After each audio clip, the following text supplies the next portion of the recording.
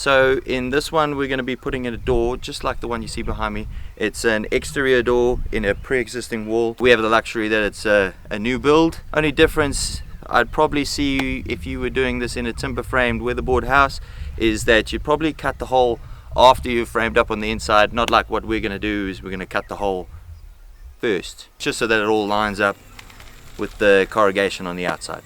So let's get into it.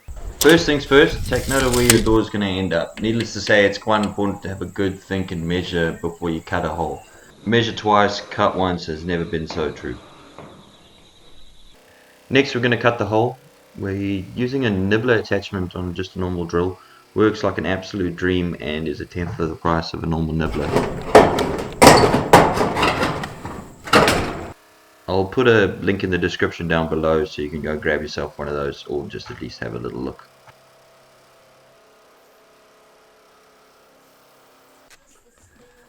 Next we'll cut the building paper so that it can be folded back on itself.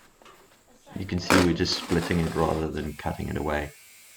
The next step is removing any of the studs that are in the way of our door. Quite a cool, exciting bit because you can start to walk through and see how the door is going to sit in the space.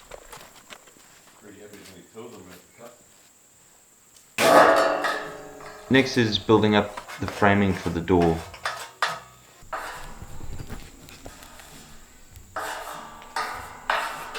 Ours being steel framing, we took extra care to fit the pieces neatly around the existing wall girts. These can then be fixed into place a couple mils bigger than the door itself, making sure that everything is nice, plumb and square.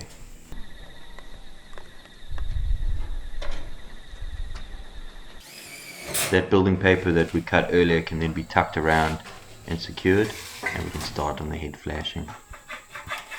The head flashing stops water from getting in above the door, so it needs to extend past the edges of that door and also be tucked in underneath the cladding above it.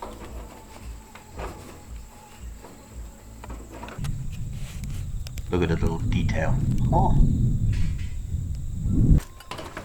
Now you should be able to do a little test fit of the door, sliding it in. If all your measurements are correct, it should just pop really nicely into place, just like this one did. Once you're happy with it, you can also run a bead of silicone around the whole edge to seal it off, ready for fitting. We used little packers in between the door frame and the framing itself.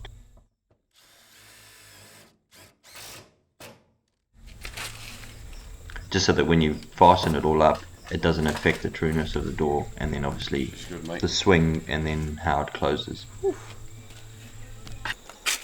It's got to come off in one piece, eh?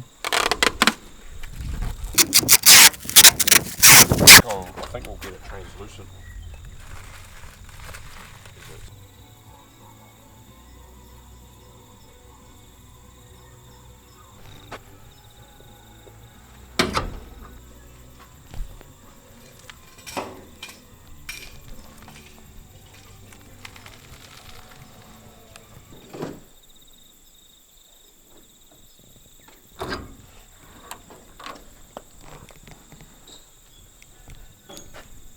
Sweet, that's it, nice and simple. Big thank you to Matt from Matrix Builders for showing us kind of all the tricks and tips. All his stuff is down below, so check him out, give him a call.